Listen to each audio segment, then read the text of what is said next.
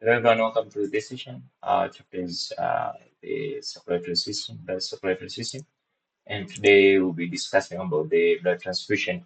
So in this session, we'll discuss about the donors, recipients, and the science of the blood group compatibility.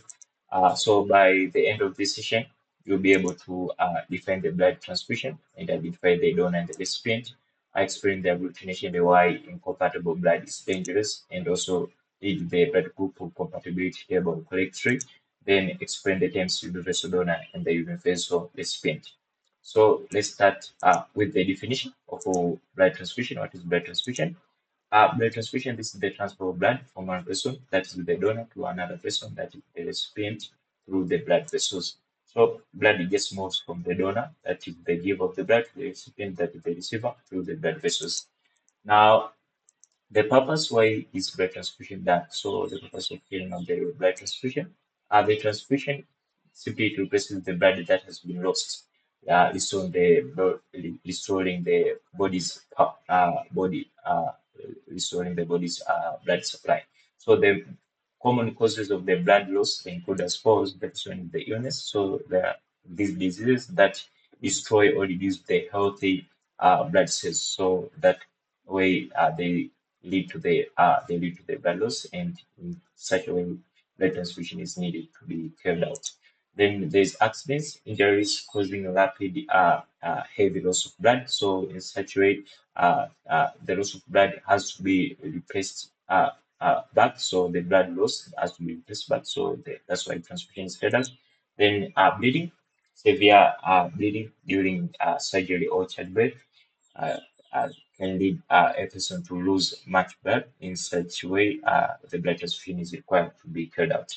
So the purpose of the blood transfusion is just to replace the blood that has been lost from various causes that we've seen, these three causes.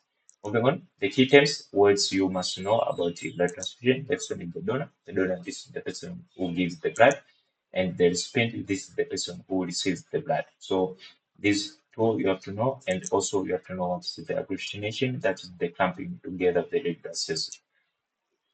Now let's see the danger of why compatibility matters. So the danger of incompatibility in blood transfusion.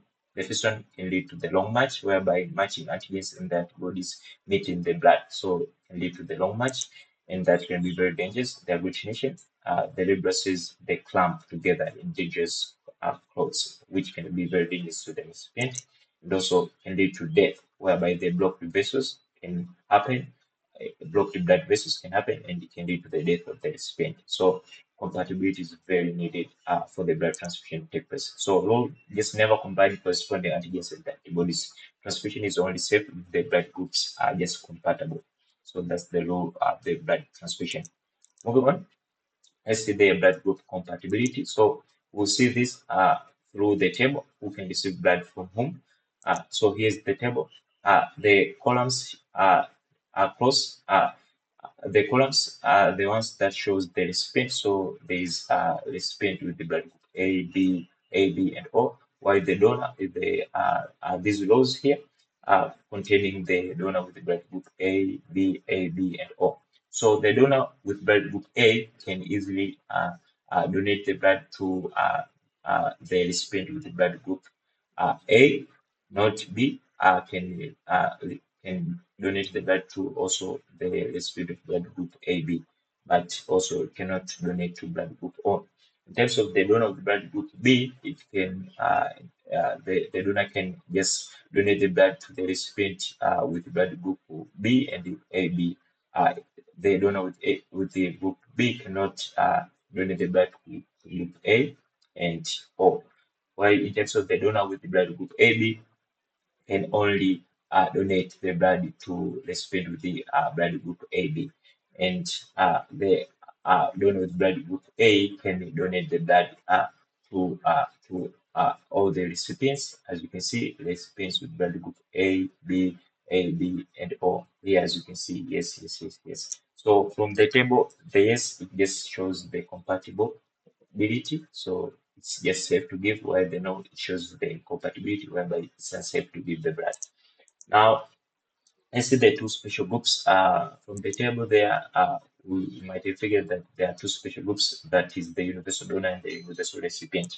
Now, the AB, the blood group AB, this is the universal recipient, in terms that the blood group AB can receive the blood from all the blood groups, the A, the B, AB, and O.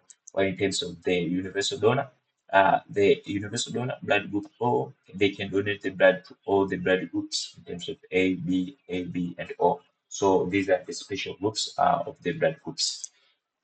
So recap what we've learned so far. We've learned what is the transfusion, the transfer of blood from the donor to the recipient to replace the lost blood. We've also discussed the agglutination, that is the incompatible blood, next village blood cells clump, which may include the recipient. And we've also discussed the compatibility, that is AB is just the universal recipient and O is just the universal donor. So that's the recap. So that's why for this session, key takeaways from this session, you remember this yesterday, match blood groups, they never mix matching antigens and the antibodies, agglutination from the long blood can be fatal, and blood group O is the universal donor, and blood group AB is the universal recipient. So that's all I have for this session. Hope that's clear, and thank you.